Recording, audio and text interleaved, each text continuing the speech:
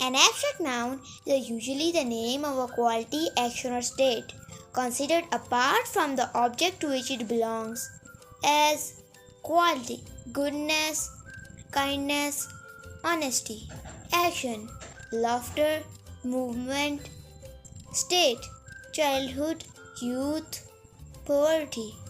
Names of the art and sciences like grammar, music, chemistry, etc. are also abstract nouns. We can speak of a brave soldier, a strong man, a beautiful flower, but we can also think of these qualities apart from any particular person or thing, and speak of bravery, strength, beauty by themselves.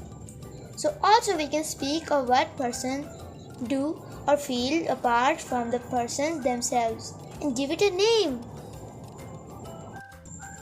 Abstract nouns are formed from adjectives as kindness from kind, honesty from honest, from verbs as obedience from obey, growth from grow, from common nouns as childhood from child, slavery from slave.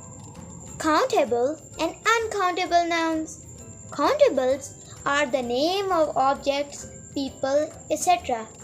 that we can count, like book, pen, apple. Uncountables are the name of things which we can't count, like milk, oil, sugar.